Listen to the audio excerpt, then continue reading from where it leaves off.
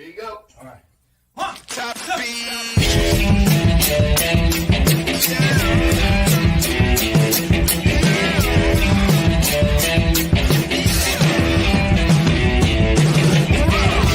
Table set before me, so plus the other side can't ignore me.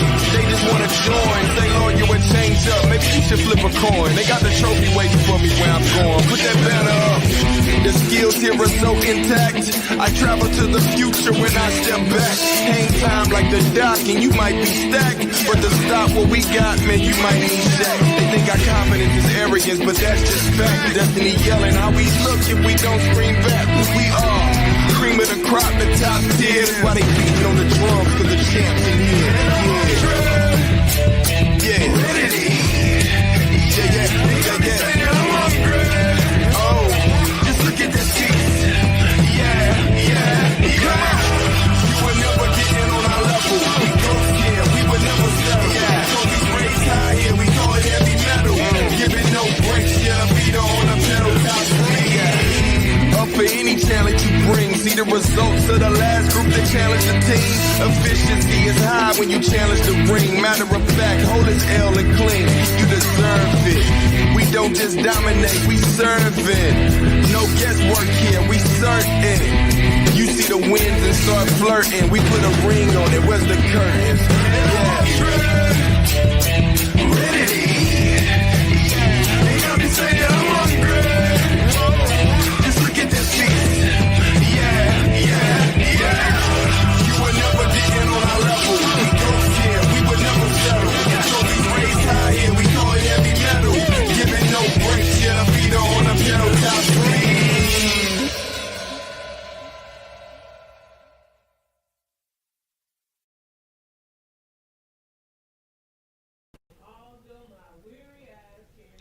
What's up, guys? Welcome to the show. I got a few stories to share with y'all today, but before we get to those, my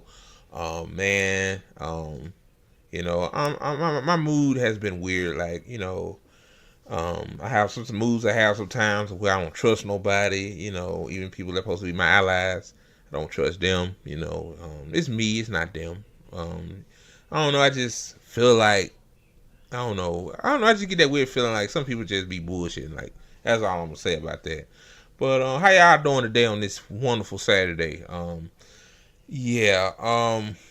to the Good Faith Show. The Good Faith Show is on exclusively on the ATP Network. You can catch the ATP Network on YouTube,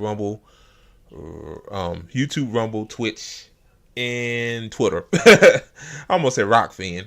We ain't on Rockfin yet for some reason. I don't know why. I've been trying to get on Rockfin for weeks now, and I feel like the thing where you got to, I guess I prove that you have a established channel on YouTube. I sent that, and I tell them what we do, and they haven't got back with me. They got my email, but I mean the network's email, and they haven't got back with us. So I don't know, man. Well, at least we on Twitch. I'm trying to find other platforms we could be on. Odyssey ain't going nowhere. Rumble really, Rumble's small, but at least, we get some views on there, and we exploded on YouTube, guys. We almost at 1,000 subscribers, so thank you guys again for following us, man. I've been putting in the hard work on this channel, man.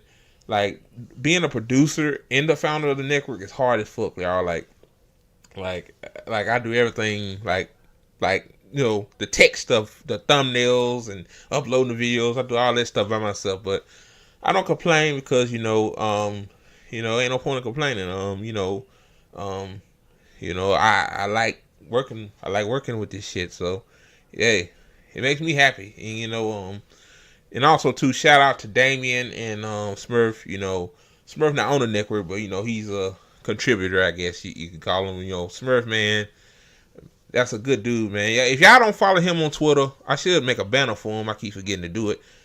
Demons Nick, follow him on Twitter, man. That dude, man, I be talking to him about some of the things that's been bothering me lately. He's willing to listen. Like, a lot of people, I can tell he actually gives a fuck. A lot of other people, they pretend like they give a fuck, but they don't. They just, I guess they don't want to hurt my feelings, but just tell me, hey, I don't want to talk about this. I wish these people just tell me straight up to my face, like Andre, I don't, I just tolerate you. I don't fuck with you like that. But I don't know. People just don't want to hurt nobody's feelings these days. Like, back then, man, tough love, man. Need some tough love around here. And shout out to Damien too. Damien, man, the guy just got on the damn network a few weeks ago, and man, already putting out content. Him and his friends. So, Damien, I appreciate that, man, because I know people are tired of seeing my ugly motherfucking face every day. I know it's getting kind of old, played out. So, thank you again, man. You're a real one. And the CEO, she's been sick, y'all. So, she's getting better. I told her take as much time as you need. I'm not gonna rush her back. She do a lot too. So, take your time. Don't rush back for me. Don't do that because you was really, really sick, and I really worry about you. So thank you guys again for putting up with my bullshit. Get good views on Twitter, get good views on YouTube. Well, and also to y'all, YouTube banned us for a week because apparently my dumb ass, I known better, but that's just the way I am. I tell y'all, my problems is mostly on me. I knew Sabby said on her channel that the Breakfast Club do not want you to use, do not like when you use they content, which is bullshit to me. So fair use don't exist anymore. Like, it's not like I'm playing the whole thing, like sharing it full screen and playing it live to get views. Like, I don't do that. Like, you clearly, if you've seen, y'all seen the Breakfast Club episode, my big fat ugly head on this side of the screen while I was commentating with Jill Stein and Angela riding them. So we suspended for a week, but hopefully Monday we back on YouTube full stop because man, YouTube and these rules be bullshitting you, man. You trying to grow as a platform, and and if you fuck up, and they hold you back. Like, hopefully this won't mess with our view count because we're growing in views and everything. Like, but it is what it is. It's my fault.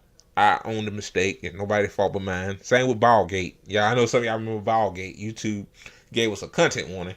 I should have told them don't share that. You can't share nudity on YouTube. And I should have known that. And Twitch too. Twitch gave us a 3-day suspension for Ballgate. So yeah, that's that, man. So yeah, y'all. Shameless plugs, man.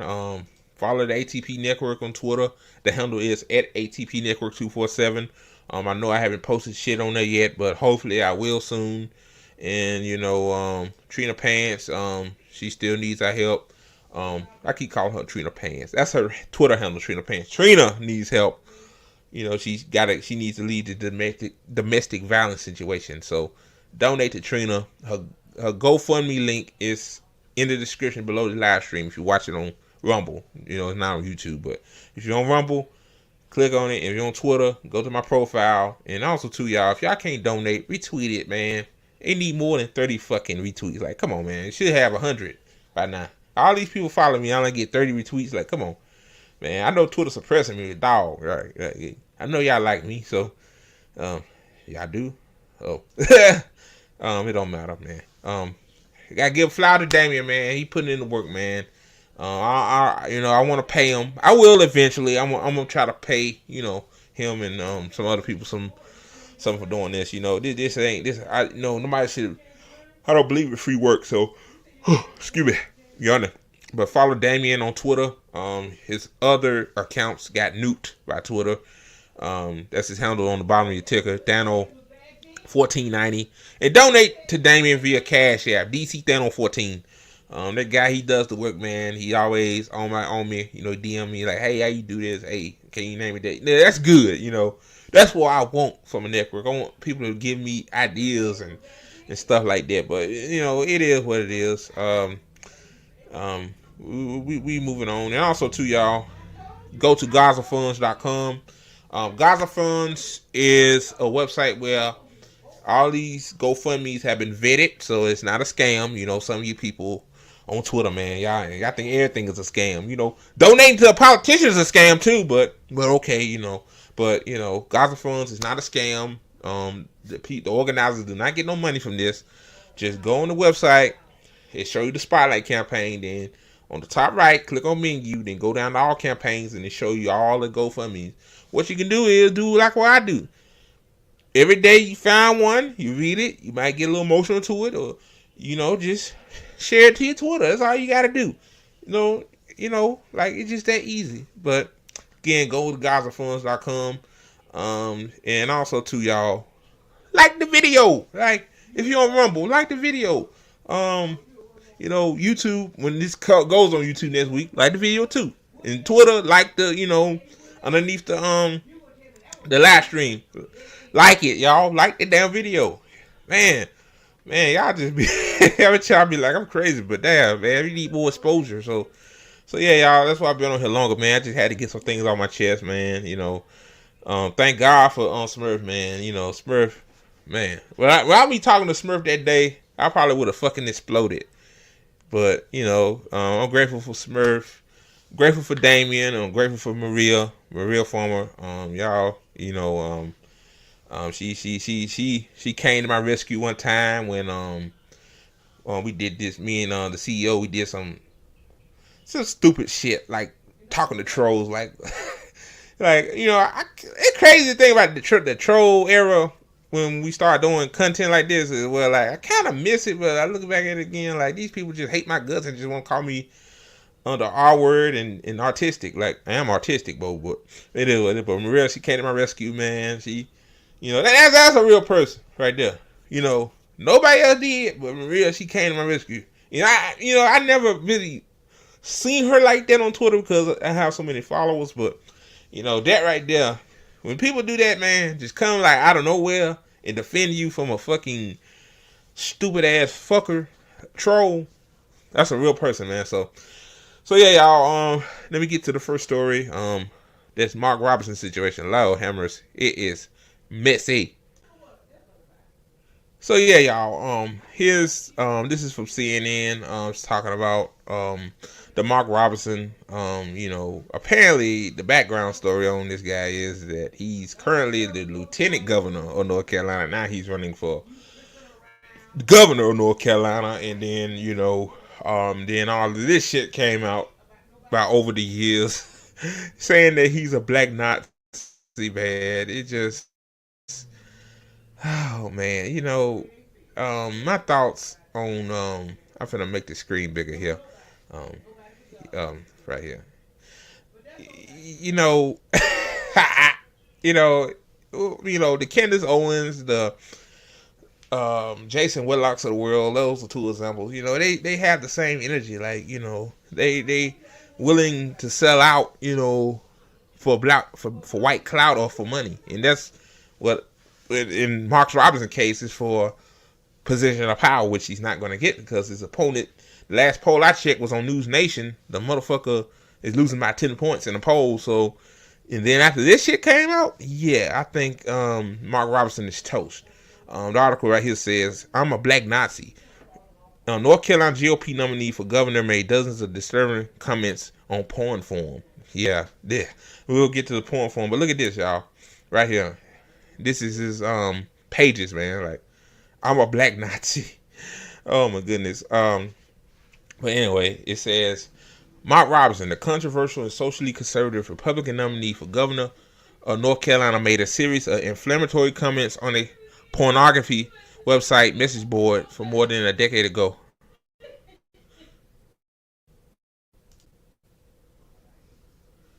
In which he referred to himself as a black Nazi and expressed support for reinstating slavery. A CNN K-file investigation found. That's just crazy, man. Reinstating slavery. We're going to get to it. I'm just going to read this. Despite a recent history of transgender rhetoric, Robinson said he enjoyed watching transgender pornography. A review of archived messages found in which he referred to himself as a perv. That's just weird. Perv? That's weird. The comments, which Robinson denies making, predate his entry into politics and current stint as North Carolina's lieutenant governor. Now, I'm about to say this. I thought, when I first heard about that black Nazi coming, I thought he said that shit now. which I mean, you even now it don't matter what he said it. It's just he said it, and yeah, he's not winning. Yeah, he's not winning. They were made under a username that CNN was able to identify as Robinson by matching his etany of biographical details and shared in a shared email address between the two. Many of Robinson's comments were gratuitously sexual and lewd in nature. Excuse me if I got that word wrong, y'all. I'm kind of slow right now. They were made between 2008 and 2012 on Nude Africa. Wow, that's a name. A pornographic website that includes a message board. These comments were made under the username Mini Solder, a monkeyer Robinson used frequently online. Robinson used his full name on his profile for Nude Africa as well as an email address he used on numerous websites across the internet for decades. CNN is reporting only a small portion of Robinson's comments on the website given their graphic nature. Yeah, these are screenshots. Like, look at this. Look at this. Right here, this tweet right here. I'm finna make this bigger for y'all because I know y'all probably can't see it that good, especially if you're using a mobile phone. Let me see. This big enough. Look at this. So violence against women is now a sport. Okay. We got to get to that. Then that's Pinterest. That's Black Planet. That's Discourse. That's like a forgot what you call it. All brand Twitter and YouTube. Okay. Many of Robinson's comments on Nude Africa said in contrast to his public stances on issues such as abortion and transgender rights. Publicly, Robinson has fiercely argued that people should use bathrooms only that correspond to the gender they was assigned at birth. He also said transgender women should be arrested for using women's restrooms. What a fucking hypocrite. If you're a man on Friday night and all of a sudden Saturday you feel like a woman and you want to go in the women's bathroom in the mall, you should be arrested whatever we gotta do to you. Robinson said at a campaign rally in February 2024 this year. We're going to protect our women. Oh, really? Oh, really? Yet, probably under the username Mini Solder on Nude Africa, Robinson graphically described his own sexual arousal as an adult from the memory of secretly peeping on women in public gym showers as a 14-year-old. Robinson recounted the story as a memory he said that he still fantasized about. This guy fucking weird ass coon. I came to a spot that was a dead end, but had two big vent covers over it. It just so happened it overlooked the showers. I sat over there for about an hour and watched as several girls came in and showered. That just Robinson wrote on New York. It's just like that is some. That's just so suspect. You watching females showering in a gym, like, dude, like they're just like that's a pervert. That is. That's suspect. CNN is not publishing the graphic sexual details of Robinson's story. I went peeping again the next morning, Robinson wrote, but after I went back to the ladder, the ladder was locked. So those were the two times were sick. The only times I got into it. Memories. Fucking weirdo, man. In other comments on New Africa, Robinson discussed his affinity for transgender pornography. Now, he's supposed to be...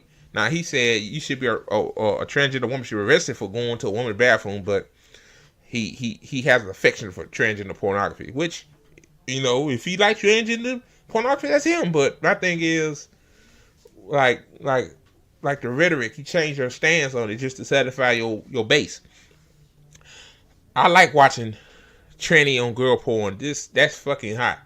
It takes the man out while leaving the man in. What? I'm gonna read that again. I like watching tranny on girl porn. That's fucking hot. It takes the man out while leaving the man in. And yeah, I'm a perv too. Wow. This guy's sick, man.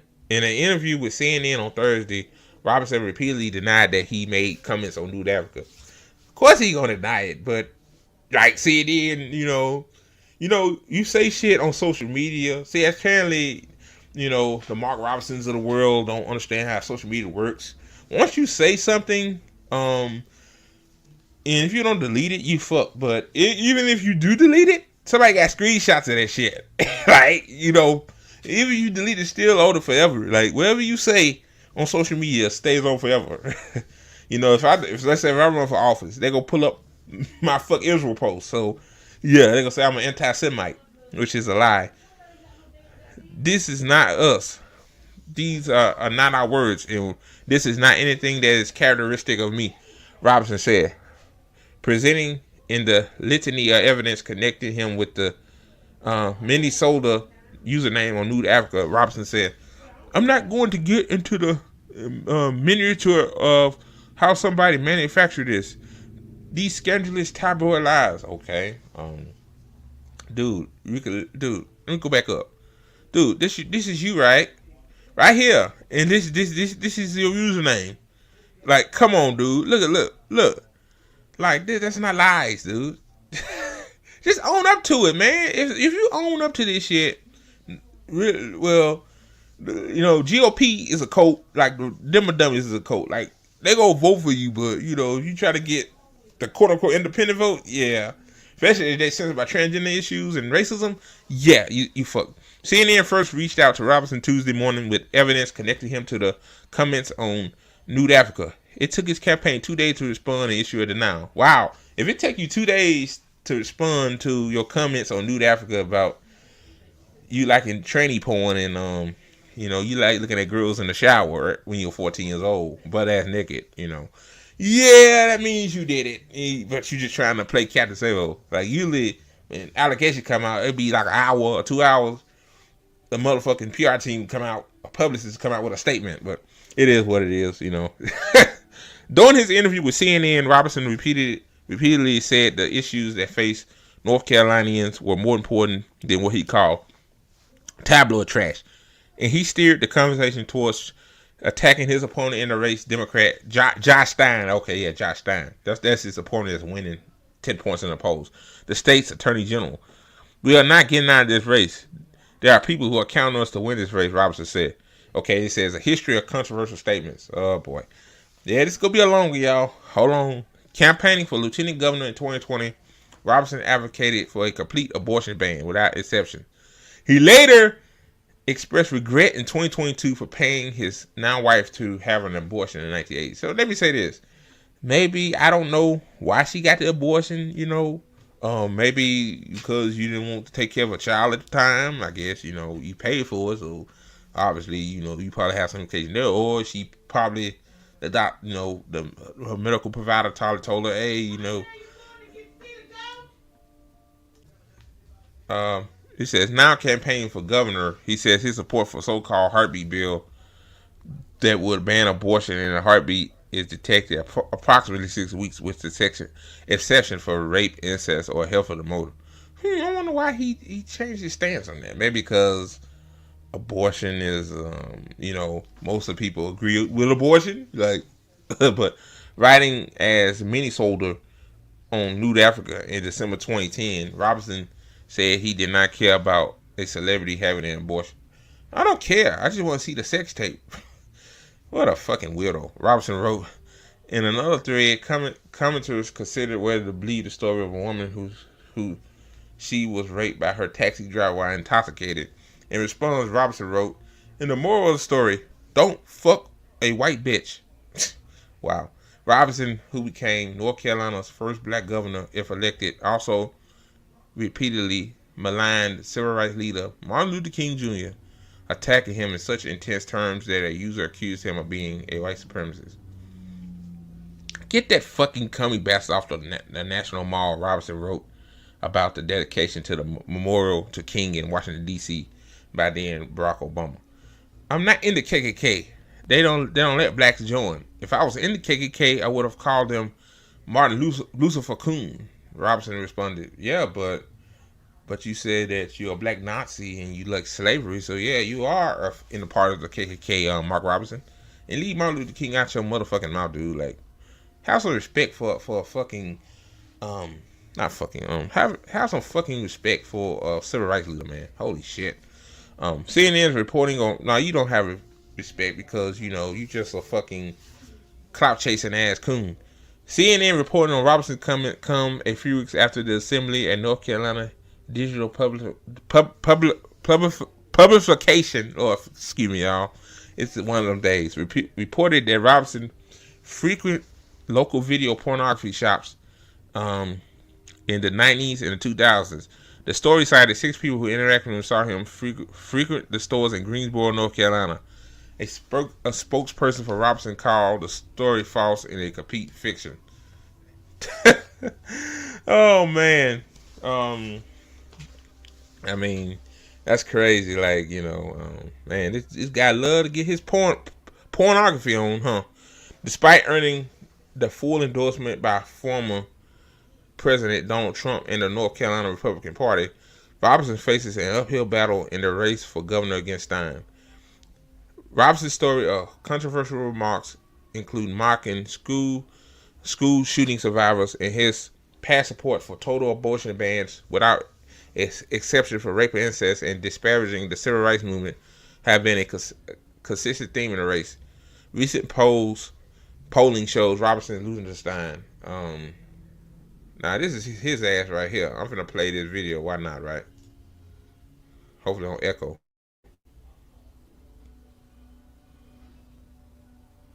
Wait for the load. Come on.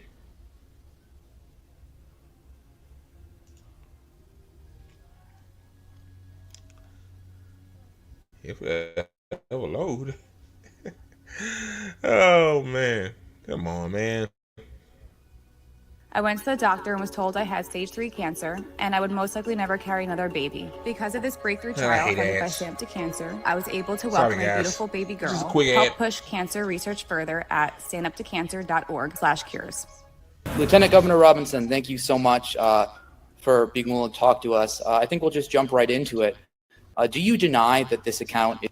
Hold on. I'm gonna finish reading this and I'm gonna play this.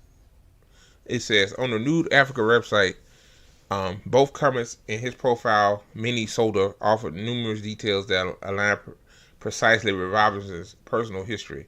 In his profile, Minnesota listed his full name as Mark Robinson and disclosed a private email address Robinson used elsewhere online. In 2012, a user responded to a comment by calling Minnesota Mark.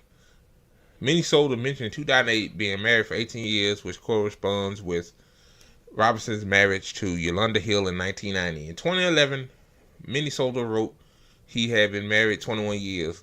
Minnesota wrote in 2011 that he lived in Greensboro, North Carolina, the same town where Robinson lived at the time he currently lives. Wow, man, these people, they pull up everything, bro. Holy shit. Like, if you're running for political office and you say some controversial shit, they gonna still find it, because as I said earlier, because you delete stuff, you delete your account. Like the motherfuckers, like they can ask Twitter, they can ask Facebook, and Facebook will pull that shit back up. Like they don't give a fuck. It said, okay, it said this is Nude Africa right here. I'm in Greensboro, and if you adult friend finder, then Twitter, see. Don't find his marriage. Married 21, okay. See, this is Facebook right here. This Facebook post. Wow.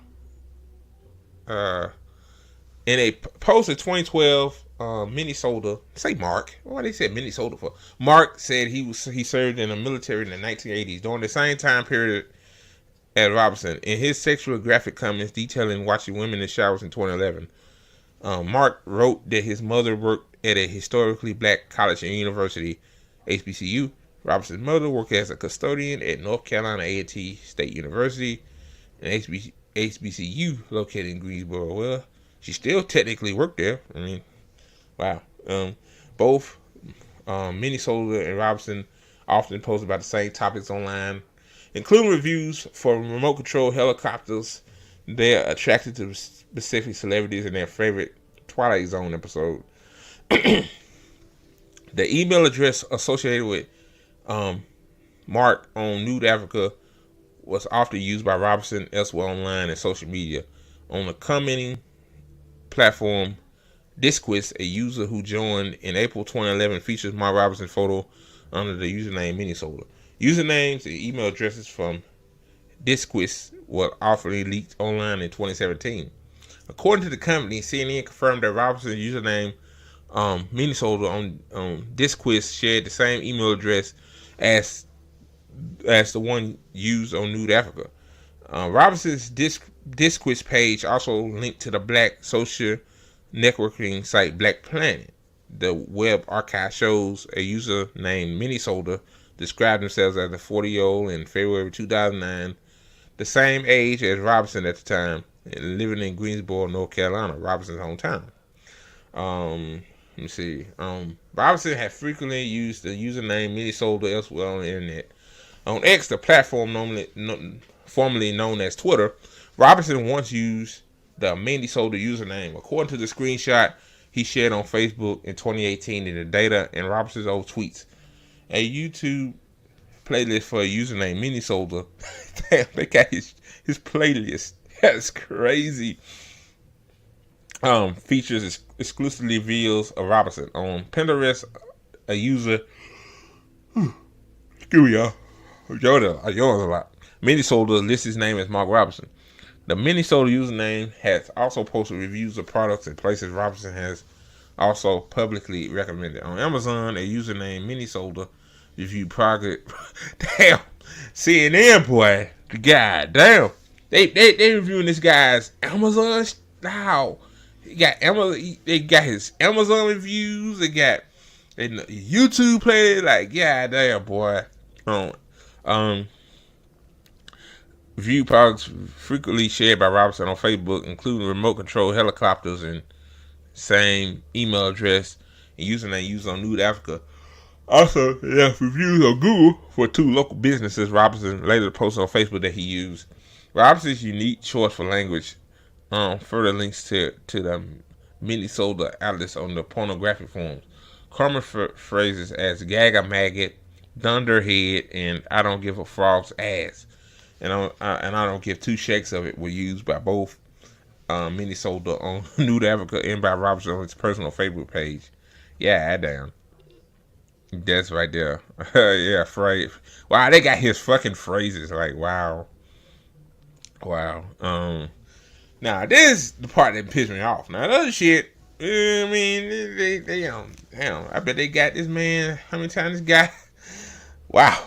Boy, they dig dirt on your ass, boy. Robinson as Minnesota. Slavery is not bad. Oh boy. In the excuse me, y'all. Man, oh, it's so yawny. In the pornography forums, Robinson revealed his unvarnished thoughts on issues such as race, gender, abortion. Writing in the forum as discussing black Republicans in 2010, Robinson stated, unprovoked, "I'm a black Nazi." Yeah, just go to the hood and say you're a black Nazi and see how many bullet holes will be up in your ass. Just saying, just a thought. The same month, Robinson wrote in another post that he supported the return of slavery. Slavery is not bad. Some people need to be slaves. I wish they would bring it. I wish they'd bring slavery back. I will certainly buy a few, he wrote. Well, on the slavery part, let me say this. Like I said in my TikTok video, slavery is still here. So, the only thing, you can't buy them, but, you can put them in a cage and, and let them do free labor for you. So, slavery is still here. Slavery not even abolished. Like, oh, man. Okay. In March 2012, Robinson wrote that he preferred the former leader of Nazi Germany, Adolf Hitler, over the leadership of right here. The administrator of Barack Obama. Okay. Yeah, well, I'll say this about that. I wouldn't rather have both because of Barack Obama. Basically, he's not a Nazi or nothing like that. But I mean, Barack Obama did a good job. So I'm not defending Obama, but I'm just saying I'll take Hitler over the shit that's in Washington right now. He wrote. Robinson's comments on Nude Africa often frequently contain derogatory and racial slurs directed at black, Jewish, and Muslim people. In a series of 7 posts in October 2011, Robinson disparaged Martin Luther King in such intense terms, calling him a cummy bastard, worse than a maggot, a whole fucking phony, and husker. That a user in the thread accusing him of being in the KKK. Robinson responded by directing a slur at King. Yeah, I told y'all about that. In October 2010, Robinson used the anti-Semitic slur "Hebe" when discussing how he liked the good show Good Times, developed by Norman Lear, saying the show itself has a bunch of hip-sick written liberal bullshit. While discussing the Taliban, he referred to Muslims as little rag-headed bastards, and said that if Muslims took over, liberals would be the first ones to be beheaded. Robinson also used homographic slurs frequently, calling other users the F words. In a largely positive form, discussing the feature of a photo of two men kissing after one returned from a military deployment, Robinson wrote a so negative comment. That's some old sick F bullshit, he wrote. So yeah, y'all, that's you know, well, I mean, you know, Mark Robinson, he was, the black Nazi thing. I think that's him. He was trying to garner power then, in my opinion, so he wants to show that base, hey, I'm not for that liberal woke black people. I'm different, them type of people, like the Jason Whitlocks, always criticize black folks but never criticize when white folks do shit. Like, that's who Mark Robinson is. What he said about Martin Luther King, calling him a commie bastard. Like, come on, like, really, like, just no shame in his game. Yeah, Mark Robinson he's a sellout. He's a coon. Like, he said slavery is not bad. Like, dude, slavery, man. Like, you know what happened to black people during slavery? Well, women got raped. They lynched us like a motherfucker. Like, they did so much shit. They have us working in hot ass fields in the summertime. Motherfucker had us living conditions were poor as hell. But slavery is not that bad. Yeah, I'm pretty sure if slavery was still a thing, I'm pretty sure Mark Robinson would be that dude on Life, Got what I'm do, boss? What's up, boss? That's who he gonna have a gun in hand, Yeah, he be the house nigga, Yeah, he be the house nigga. That's who Mark Robinson would be, Fuck Mark Robinson, man. The porn stuff, I mean, why? I mean, if you like porn, hell, who cares? But the trans thing got me. But you don't like transgender people, but they should be arrested. But again, like but you said in a social media post that you like transgender porn. So, like, see shit like that, see the behind the cover shit, And I don't pay attention to that North Carolina gubernatorial race in November, man. Obviously, have this shit been pushed out because of Democrats? They got their folks. Yes, obviously, really don't need to, because Josh Stein is leading him by 10 points. But hey, that's the final nail in the coffin, my Robinson. The black Nazi shit killed me, man. I'm a black Nazi. Yeah. That's something if you feel like you're a black Nazi, I would not say that out loud, especially in the hoods. You won't make it, bro. Fuck my Robinson. Okay, guys. Now this is second story is Jill Stein was on the, I guess, Mehdi Hassan's YouTube channel. I ain't know he had a YouTube channel. I tried looking for this on YouTube, but it wasn't on there, which is weird as fuck. It's hard to find things that you really need to find. So this is probably the only part I'm gonna play because this is what everybody else is talking about primarily. So, they talking about Jill Stein having a hard time calling Putin a war criminal, and I got my thoughts on it, but I'm just finna play it and get my thoughts in between. We looked at your social media, and you haven't done that many posts specifically calling out Russian attacks on civilian areas. You haven't called Vladimir Putin a war criminal, but you have called Benjamin Netanyahu a war criminal. No, actually we did. Yeah. In my very first remarks about the Ukraine war, we condemned... Vladimir Putin's a war criminal. Yes, we did. Okay, she said, okay. She said he's a war criminal. Okay, then what's the fucking problem then? She said she condemned it. Okay. You can condemn it. I get that, but we all know the war in Ukraine is it really is the beginning of it. Ukraine had no fucking shot. Just keep it 100.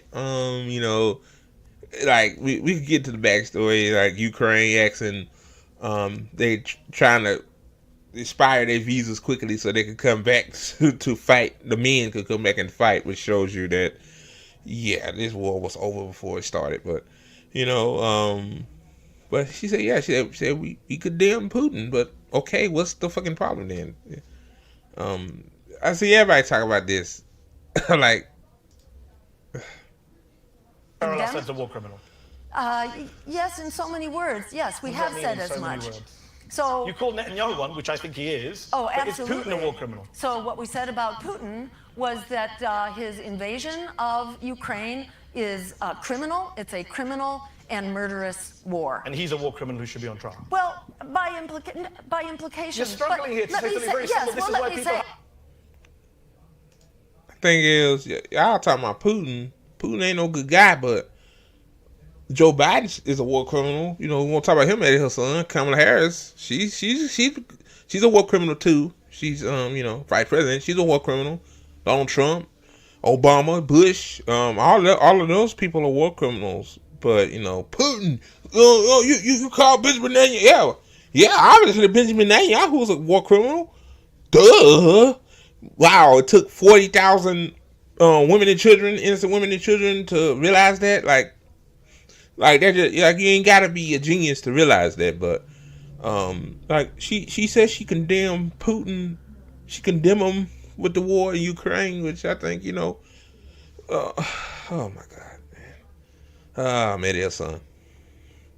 Have their doubts about you in Russia. Well, why is Benjamin Netanyahu a war criminal but not Vladimir Putin? Well, as John F. Kennedy said, we must not be afraid to, we must not negotiate out of fear, and we must not fear to negotiate. So if you want to be an effective world leader, you don't start by name-calling and hurling epithets. So how will President Stein negotiate with Israel then if you've called Netanyahu a war criminal? Well, because he very clearly is a war Putin criminal. Clearly isn't a war criminal. Well, we don't have a decision, put it this way, by the International Criminal Court. Yes, we do. Yes, actually, you're wrong. There's an arrest warrant for Putin. There isn't yet an arrest warrant for Netanyahu. So why is Putin... Wait. I thought it was an arrest warrant for Putin as well. So, oh boy, man, that son, come on, man.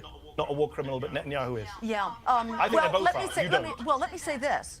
We are sponsoring that war. We are sponsoring Netanyahu. He is our dog in this fight. That is why we have a responsibility. No disagreement from me at all. But that does not answer my question. With Russia, it's whether we far more sponsor them or not is irrelevant. Either you're a war criminal or you're not. It is complicated. Jill Stein, right? Wait. She's right. It's more complicated. All Russia wanted is to get don't want NATO on their fucking border. Like, they want Ukraine to be part of NATO. Oh my god. But it's like somebody asked me. I know somebody asked me. You don't condemn Hamas for what they did on October 7th, but you condemn Benjamin Netanyahu. Well, let me say this. What Hamas did was retaliatory because this has been going on for 76 years. Benjamin Netanyahu is he's a killing, murderous fucker. So that's a big difference, okay? Yeah. And also too, the war started before October 7th. The occupation, I mean, like 1948. Like we go back further than that, really. Yeah, a little bit more further than that. So in the 60s, then even Malcolm X brought it up. What happened to Zionism is white supremacy? It is. But you know, well, I see shit libs attacking Jill Stein for this shit too. I just not noticed that too. Is Vladimir Putin a war criminal? In so many words, yes, he is. I don't know what so many words are. Butch, is Vladimir Putin a war criminal? Let me say that whatever you think he is, if you want to pull him back... I think. I'm asking what you think. You're running for president. If you are a world leader, you don't begin your conversation by calling someone a war criminal unless So why you have you called Biden and Netanyahu war criminals? Because we have a clear strategy. Because, dude, Biden and Netanyahu are war criminals. Biden giving money to Israel to kill innocent women and children. And Benjamin Netanyahu doing it. Is Putin killing innocent women and children? Is he? Now, I don't like Putin. I don't like none of these motherfuckers. I'm gonna tell you, I don't like none of these world leaders. They're fucking narcissistic fuckers. I don't like none of them. But goddamn, bro, like we ain't gonna sit here. You just, because she don't say what you want to say, and she just said that Putin is a war criminal to a certain extent. She basically said that at the beginning. Strategy. And we have a very strong Is support Bashar across the world al-Assad and Vladimir community. Putin war criminals in your view? And that's it, man. Jeez Louise. That's it, man. Like, wow. I don't know why he cut it off right there. I love to get Butch's answer. But, again, like, I just don't understand these people, like dog, like Mehdi. Like, wow. She's right on Benjamin Netanyahu. She's right on Biden, but because she don't blatantly calls out Vladimir Putin, calling him a war criminal, it's a problem. And then to some of you fucking liberals, the Benjamin Dixons, I see you motherfuckers.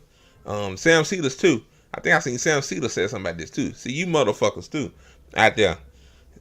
Said she has a hard time calling Putin a war criminal. The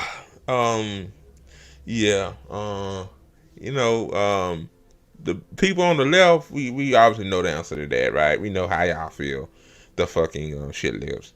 Fuck y'all, man. And man, son, man, really, like, yeah, that's like kind of a gotcha question. You don't call Benjamin Netanyahu a war criminal, which is the right thing to do because but you need to call Putin one too because what he did to Russia. Well, NATO is the reason why Putin and Russia and Ukraine is in war. Like, blame NATO. Like it's crazy. The left, we primarily together on Palestine, right? Because even though some people say Hamas is extreme, which I don't think they are not. It's just defending, but it is what it is, and that's fine. If you think whatever. But as long as you think that killing innocent women and children is criminal and evil, I fucks with you.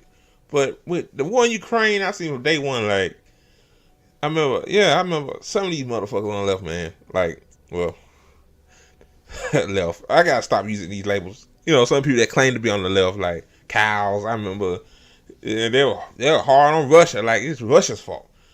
It was a peace, but let me say this. I'm gonna end it here.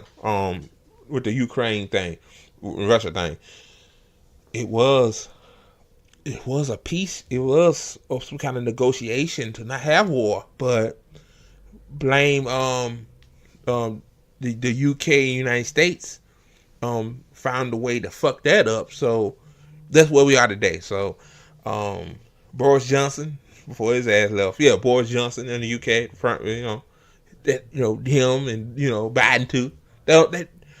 Don't believe in peace. Look at it. Don't believe in peace. So yeah, is Putin a war criminal? Let me say this: Putin a war criminal? Yeah, but all of them is. But all of them is. So like, why? Because Jill Stein don't give you a direct. She don't give you a direct answer. She's a Putin puppet, and also too, I almost forgot. That correlates when she was at that Andrew Rao talking about that dinner when Putin was there. Like, yeah, and then she just told Putin. She basically told Putin, "Hey,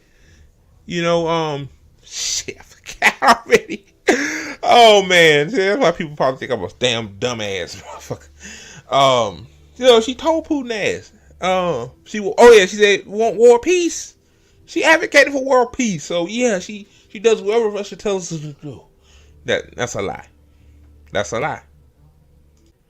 Okay, guys. So this last story I'm going to talk about. This is from More Perfect Union. Subscribe to them on YouTube if you haven't. In Twitter as well. It says, we put 7 Uber drivers in one room. What we found will shock you. So this should be interesting. This is my first time watching this. So yeah.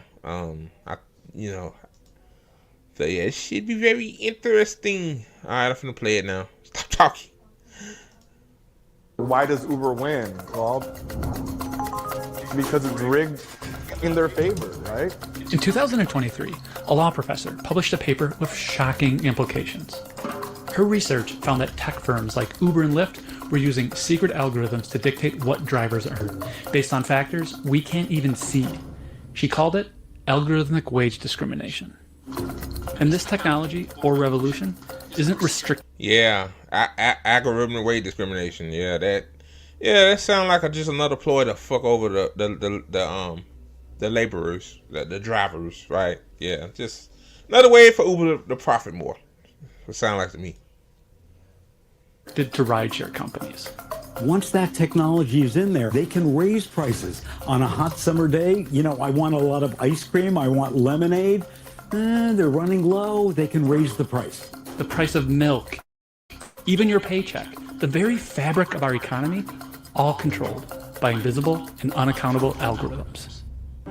So about a year ago, I started reaching out to the companies. They largely denied it, only to contradict themselves. Of course they're going to deny it. I mean, of course they're going to deny it. Shit. Hell, they want to have a good image. All these corporations, they want to have a good image. Walmart, I know, yeah. All these corporations do this shit. Yeah. Yeah, like summertime. Yeah, like they oligarchs said, yeah. Summertime, hell, ice cream. The price of Bluebell, goes up, or Blue Bunny, whatever the fuck you buy. Yeah, lemonade and tea stuff go up. Yeah. Yeah, same with Thanksgiving. I don't celebrate Thanksgiving, but I'm pretty sure the price of turkey is already high. Especially I get organic turkey. It's really expensive. But I'm pretty sure those big old whole turkeys for the families and stuff, I'm pretty sure that shit doubles in price because it's corporations for you. Probably costs $5 to process the turkey, and what they charge $20. See how that works. I'm not surprised. A few months later. Then I reached out to the academics, and one of the frustrating things was that the evidence seemed to be in the shadows. A single study, a hint in an earnings call, a story from a driver. It was mostly theoretical. Until a few months ago, when I got an email from a guy. I had published a video that argued Uber's newfound profitability came at the expense of drivers and riders. He said, we were at the tip of the iceberg. So I called him. We talked. 3 weeks later, I was on a flight to Los Angeles, looking to settle the question once and for all. Are rideshare companies offering drivers different rates for the same work? What I found put the legality of this whole tech revolution in question. They have broken every single local, state, federal law when it comes to labor, when it comes to transport. Yeah. To be honest with you, not only Uber and Lyft, but all these companies do that shit. All of them. They don't give a shit. They don't give a shit. They don't give a shit because, they bribe the politicians, and the politicians in your local state. Local state politicians can be corrupt too. It's not grossly corrupt as on the federal level, but local level, Uber come in and say, hey, we'll put some in your economy, in your city or town, all just to fuck over the workers. Like, I believe that. That's Sergio Avedian. He sent me the email. He's an experienced driver and a senior contributor at the Rideshare Guy, an influential resource for gig economy workers. We were used to something called a rate card. We were used to getting paid by time and distance. Then, overnight, the transparency vanished, replaced by a secret algorithm that takes into account potentially hundreds of different variables. They called it upfront pricing. Uber's losses turned to profits around that same time. Coincidence? I don't know. Lyft followed suit, and now they claim they're on the path to profitability. The algorithms are set up in a way to charge the rider as much as it's possible and to pay the driver as little as possible. A lot of drivers feel Uber and Lyft are paying different wages for the same rides. But we don't really know because the companies, they aren't talking. We're doing a very simple thing. We're picking up people point A to dropping off point B. I shouldn't make less money than the next guy. I should not. But because it's not regulated, because we don't have rate card. So basically, just for what this driver said, I guess he's of that organization. I forgot the name for it. I need to pay more attention. Basically, he's saying that so Uber overcharge us, but depending on the situation, depending on the algorithmic, system they got, it dictates how much to pay the driver, basically giving them pennies, and they keep the rest. So it's just another way of Uber to pad their pockets, basically. This is why Uber drivers should have a thriving wage. Like, as long as you on that motherfucking road, picking up, dropping off people, like then the label on your car, like driving in the city, wears your car out even faster, wears your tires out even faster, your brakes and all that stuff. Like, you need more maintenance on your car when you drive around in the city. So, that's why you need a thriving wage. Uber don't care about that, If one Uber driver can't do it no more, they carburet now, we get somebody else to do it and pay them pennies on the dollar just like this guy. Yeah, why not? Because we don't know what we're going to make, trip to trip, it's demoralizing, it's upsetting. And also, too, this is what I think.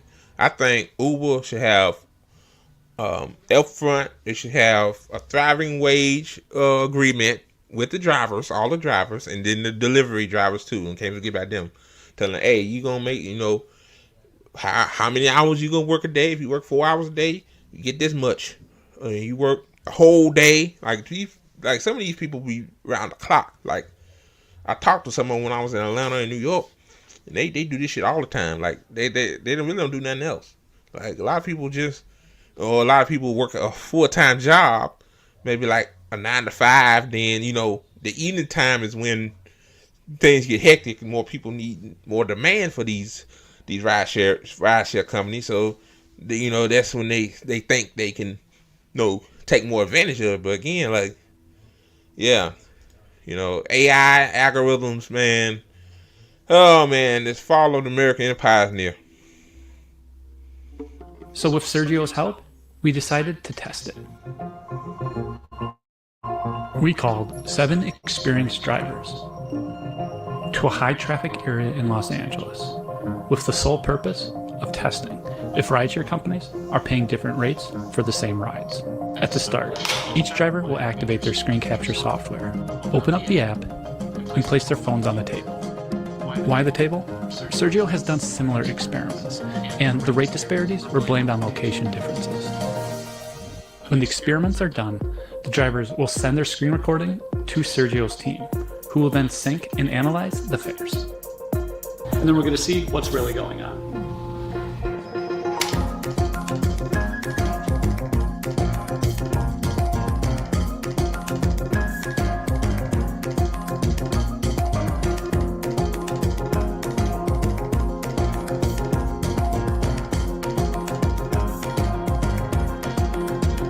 He's getting paid $1 more if he goes there, according to the map, and nobody else is. Nobody else is seeing that dollar surge. We found that Uber offered the same rides 46 times to multiple drivers. 63% of the time, one of the drivers was offered a bit less money for the exact same ride. That is crazy. 6 out of 10 basically. So if you one of those people with the algorithm say, oh yeah, we give you this upcharge, the same ride, so 6 people would get fucked. Oh god, 6 people would get fucked, and only 4 would get the upcharge. Boy, wow, these corporations, boy, hate these motherfuckers, man. They want to make a few pennies difference, a few pennies on 2.7 billion trips a quarter, which is from the last earnings report, is millions, hundreds of millions of dollars. Lyft was even worse. The price gap wasn't just a little off, it was a lot off. Wow. We saw differences of up to $3 to $4 after bonuses. And drivers don't know why one person gets a bonus and another doesn't. Well, that adds up like on 30 trips to $10 a day. That's $300 a month. Why should I get paid less, $300 a month, than the other guy? I contacted Uber and Lyft to see how they would calculate fares. Lyft, well, they never responded. Uber directed me to a blog post. Of course not. When I explained the experiment's results, they replied by copying and pasting a portion of that same blog post. The section outlines different reasons we controlled for everything that we could. We called the drivers to the same space, placed their phones inches apart, had drivers monitoring incoming promotions, and constantly refreshing their screen. The only thing we didn't account for was any secret test Uber could have been running at the time, which we couldn't because the fare algorithm is secret. My thoughts, my suspicion algorithm, maybe it's the way they drive. See, these smartphones are capable of doing more things than we think. Apple and Android, they ain't gonna tell us everything. Like maybe it can, the driving characteristics, maybe the Uber app, maybe it can say, maybe this person's driving too fast, or maybe, maybe they driving over the speed limit a little bit over, or maybe they didn't pick the person right. Maybe, it's something like that to punish somebody, I thought about that too, how that algorithm works, but that's just my suspicion. It's not fact, just suspicion. So I just had to say that. And the test is secret. There's a whole lot of questions here, like mainly, is this legal? And there's no laws against algorithmic wage discrimination. Yeah, because our politicians and old folk, they don't probably know what a fucking algorithm is. They don't know what algorithm is. So how maybe if I was in Capitol Hill, I'll obviously push that to the full floor. It wouldn't vote for it because I'm pretty sure Uber had lobbyists in DC too, but I'm just saying, like, that's why, Washington is full. It's a fucking nursing home. So, like, the TikTok ban, like, my thing on that is, like, how you gonna ban TikTok because, pro-Palestine rhetoric, but Facebook has it, even though they suppress it, it still has it. Instagram has it.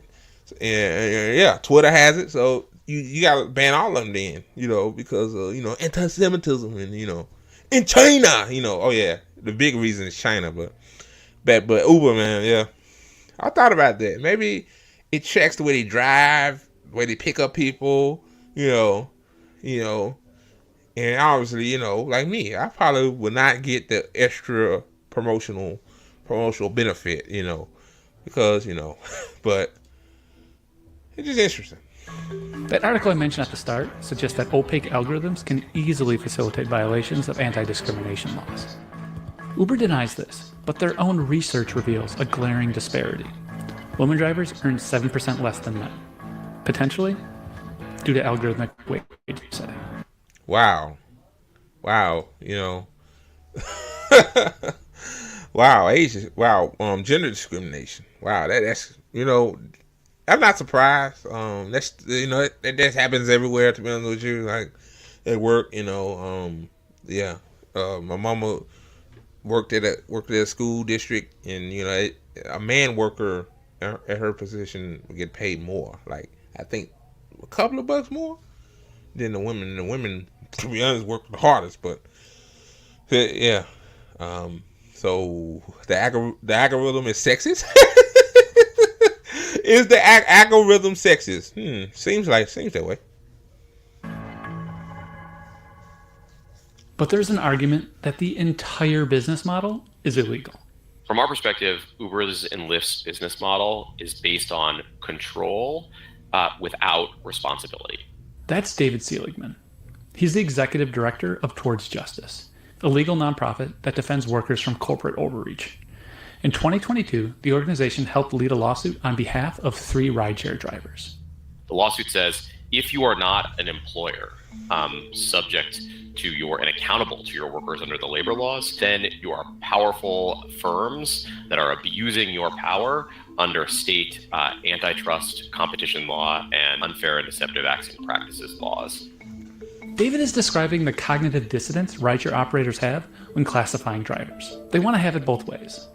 Uber and Lyft classify drivers as independent contractors, not employed. See, that's how Uber get away with a lot of shit. Uber and Lyft get away with a lot of shit too. You know, I used to be a contractor at this cleaning company, and it wasn't good. I didn't mind doing the work, to be honest with you, man. I like going hands-on. I like doing manual labor. I think it speeds up time, sitting, but, I still do manual labor technically, but I do it on a lesser scale, I'm more of a, not a supervisor, but, a lead man basis. But, a contractor, man, you have no benefits.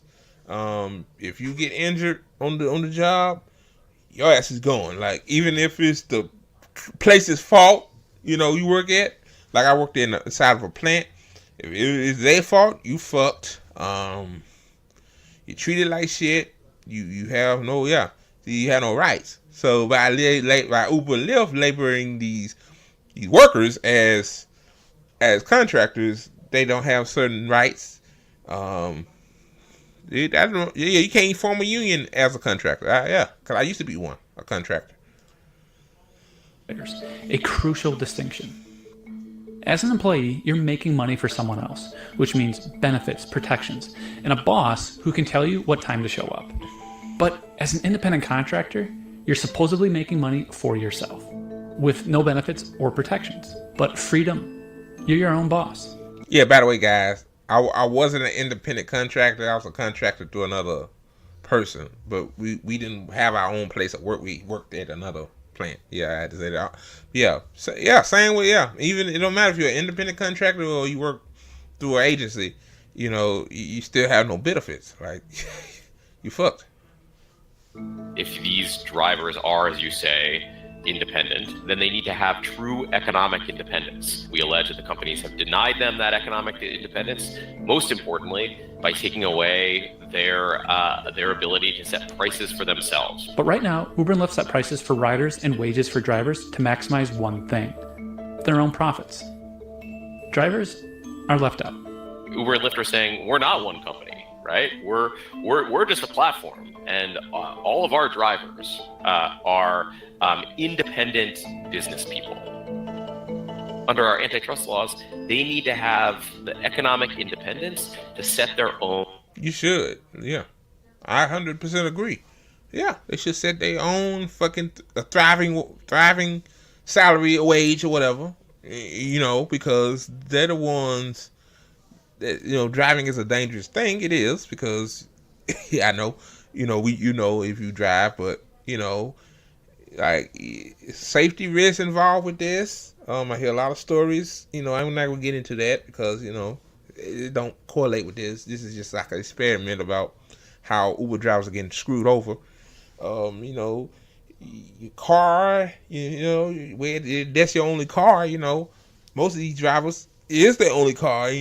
God forbid if something happened to it. I think Uber do got some kind of like plans or something like that. You can buy a car, I think, through them, and something else, I think maintenance and stuff. But again, like, that's probably coming out I'm pretty sure it's DFL. I'm pretty sure it's coming out of their the money they make. So yeah, man, these Uber and Lyft drivers, man, they need protections. Like, seriously, they need protections.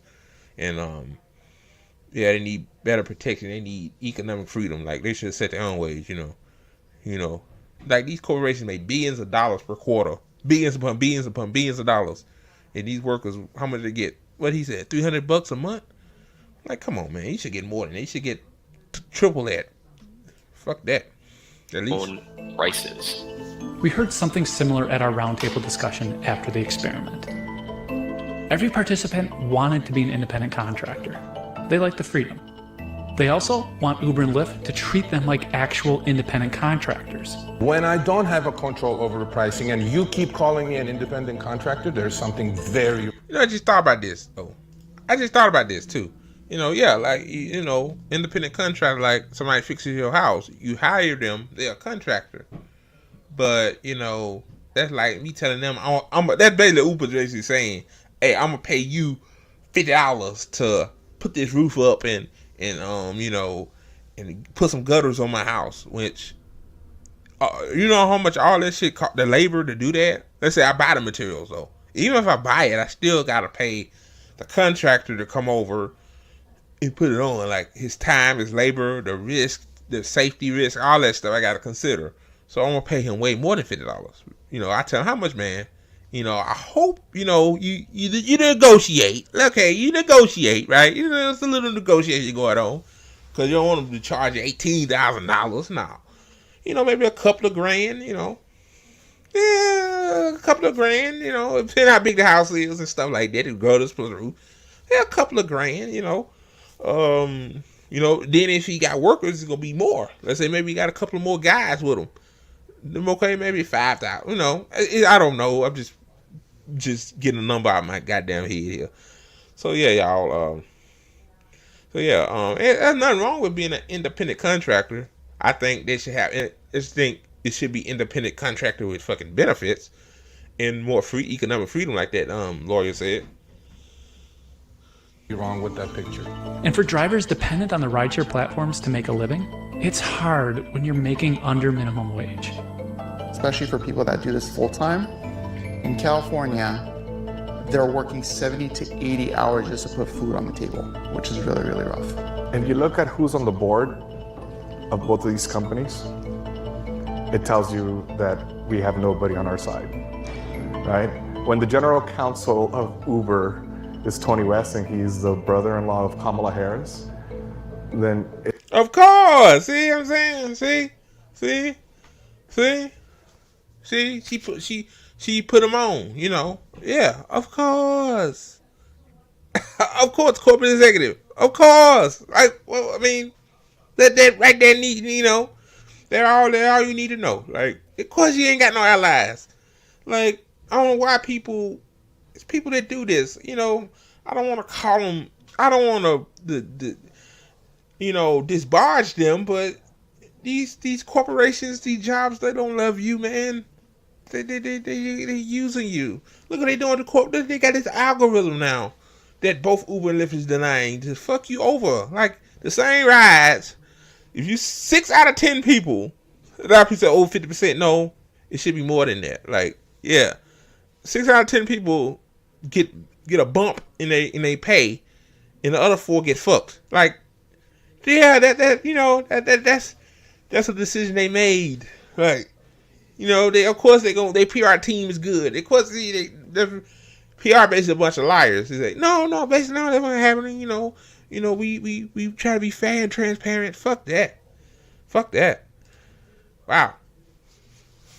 It tells you that these companies are tight with government. Why does Uber win? Well, yeah, the government and the companies are lobbyists. I bet Kamala Harris said, can you, she probably had a little deal with him. You know, hey, can you add my brother to the executive chair of your company? You know, like, you know, because it's rigged in their favor, right? There's a reality where drivers could be actual independent contractors, set their own rates on these platforms, and compete for your business. But that's not our world. Yet. Instead, the companies are spending hundreds of millions of dollars rewriting state labor law to reinforce the idea that drivers aren't employees, while using the fine print to handle private challenges. That's been absolutely... And the sad thing is, there's a few states that, trying to, set a wage for the drivers. Like, I think, Massachusetts? I think another state. Yeah, New York City. That's a municipality in Massachusetts. I think Massachusetts. Yeah. But you know, of course, yeah, money talk, bullshit walk. All Uber gotta do is reach out to one of these local politicians, tell them, "Hey, can you rewrite the law so that you know we can keep fucking over our workers? Like, please, you know, we'll pay for your campaign and all that stuff. You know, of course." Essential to Uber's and Lyft's business model. So while they've tried to race to write laws to their benefit, they've also tried to protect themselves from public litigation through the fine print of their contracts and through arbitration clauses. That's where David's case on behalf of the 3 drivers ended. A superior court sent it to private arbitration. The end result isn't public.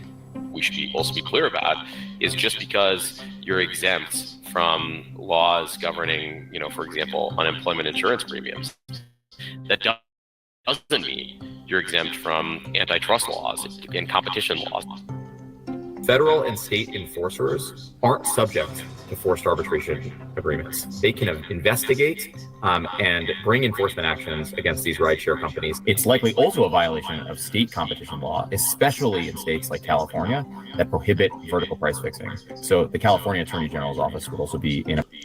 But my thing is, okay, California got some law, okay, like he said, you know, to keep that shit from happening, I guess, that with the algorithm thing, but why they not enforcing it? See what I'm saying? Like, you got these laws for a reason. Laws are meant to protect us, right? Supposedly, right?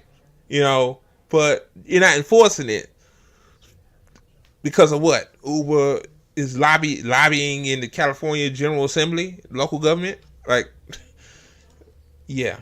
In a prime position to investigate the issue and bring an enforcement action like that one. But this issue of algorithmic pricing stretches beyond rideshare. We're just at the beginning stages of what I feel is like a battle between the common folk and then that managerial class and upwards. There's credible reporting that Walmart, Amazon, and McDonald's are all experimenting with the technology. Those companies employ over 3 million people. In July, the FTC announced it was investigating surveillance pricing. That's the practice of companies using complex algorithms and untold data points to offer personalized pricing. Yeah, I always noticed, like, the FTC, I think they went out to Apple too, with the app gouging, like, the apps being expensive to put on a platform, and some other thing they went out to, with something with iMessage, with Android, with, like a video, send a video through iMessage to a person, like saying, like the CEO of the ATP nigga, I send her a video, it'll be in high definition, you know, it'll be high quality, but if I send it to my mama phone, she has an Android, it'll be fucking 480p, bad sound, all that stuff, you know, but you know, it always like they wait till election year to do that. I wonder why, to benefit that candidate, right? They ain't gonna do nothing about surveillance pricing, man. They ain't gonna do nothing about it. These government organizations, they supposed to protect the people, but because of lobbying, you know, and corruption, they put in motherfucking CEO heads of ExxonMobil and the other company. Yeah, y'all know what I'm talking about. The fear is that prices for something like children's Tylenol will suddenly skyrocket across major online stores just because you typed infant fever into Google. Why? Because retailers know you're desperate. The FTC is investigating Walmart, Amazon, and the leading technology vendors. We need to do the same thing, but for wages. The power of these giants lies in their ability to keep everyone consumers. That's fucking scary, though. So basically, if I want a lawnmower, I really need a lawnmower when I broke, and I type it in Google, and I go to Home Depot. So Home Depot, it was like originally I said $250, it'd be $300 because I desperately need. Yeah, see not only they screwing over the workers, they're screwing over the consumers. See, it works all the way around. Drivers, regulators, blindfolded. They're backed by billions of dollars worth of sophisticated algorithms and legal gymnastics, leaving us to fight in the dark. Maybe there's an innocent explanation to our fair experiment, but we won't know until the federal government shines a light. So yeah, y'all. Be sure to like and subscribe. So yeah, y'all, that was more Perfect Union. They do great work, man. You know. So subscribe to them, man, or follow them on Twitter. They always posting new content every other day, man. They do a phenomenal job, man. So yeah, y'all, that's fucking scary. You know, I remember when algorithms first became a thing in the online world, especially like I say 13 years ago. I think with Facebook, Facebook, Instagram was really you starting to use it. I remember they were touting that, algorithms, it helps you, it makes your experience better, improves your experience, and make everything seamlessly, But they started with algorithm, same with YouTube algorithm. Like, it was more of a fair algorithm, but now because adpocalypse and our content ain't safe, independent media in particularly, the algorithm benefits MSNBC or Fox News. So if you're looking for, like I said, Jill Stein, maybe her son, most likely, it'll probably go to well, I'm just using an example, MSNBC or something like that. Like my shit would be way on the bottom. Then you keep scrolling, you probably see Sabby's, JB's, RBN's. Then you see mine. Well, the ATP networks. So yeah, and then you looking for a fucking lawnmower again. Looking for a lawnmower, and you might end up paying more than how much the lawnmower is. And Uber and Lyft, you get paid. You do the same ride, the same route, and 60% is 6 out of 10 times that you might get paid for that ride, pay more for that ride. So yeah, algorithms are just another ploy for corporations to fuck over the workers and fuck over the consumers. So, and that's why I always say us as people, like, we have so much in common. Like, the workers don't want to get screwed. They want to get paid, right? They gotta live.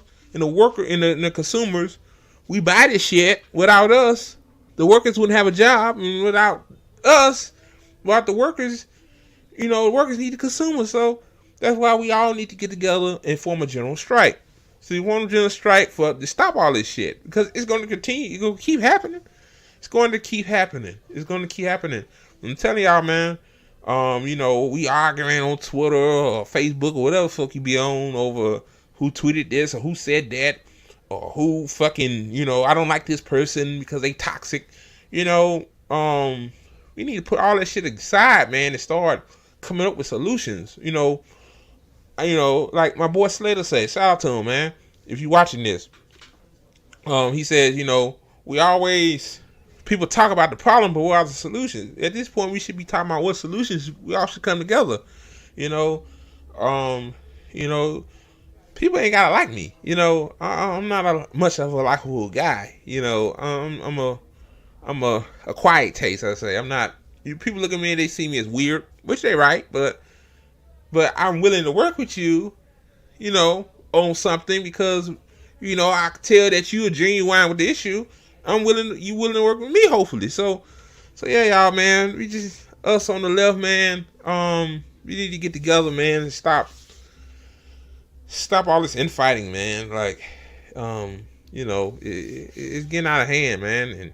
And shout out to both Perfect Union for that, man. Like, they really should get more fucking subscribers. I mean, fucking views too from that. But the algorithm. See, algorithm ain't gonna push out more Perfect Union. So you have to find that by mouth, or you have to see somebody talk about it to find that. So yeah, go to their channel, y'all. Watch their content. Great work, man. Support them. And thank you guys for supporting the ATP network, man. I know I've been very, very, not very depressed, but I've been just very somber mood lately, man. Just so much going on. The CEO of this network, she been sick. She was sick, and then she was sick a couple of other weeks ago. So I'm worried about her. And then my cousin, the one that had the car wreck back in April. I'm pretty sure some of you on Twitter know who I'm talking about. Apparently, her foot and her leg is not doing good. Apparently whoever like was helping her with her foot, trying to get it back right. I don't know what they did to it. Some I don't know. All I know is that her foot the screw in her foot infected her foot, and they had to remove the screw.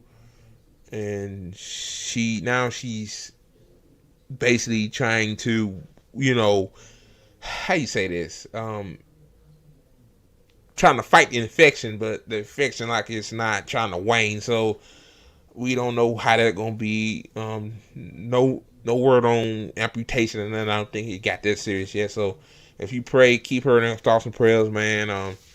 It's hard out here, man, for me, man. I'm just going through hell, man. I will say, man, I'm willing to work with anybody. All I want is respect. I give you respect back. I ain't got time for no petty bullshit. Like if you gonna be petty and drama feel, like you ain't serious to begin with. So that's all I gotta say about that. So yeah, y'all, that's the end of the show. Thank you guys for watching. Before you go, if you watched it at this point, you good. I know I'm whack, weird, and this camera quality is shit. I bet y'all say I'm a yeah, I got this camera from Temu. No, I'm just playing. This is the camera on my PC. Yeah, a $1,000 computer, and this camera quality. Like, come on, man. Like the video, y'all, if you haven't already. Helps with the algorithm. Oh God, algorithm. Subscribe to my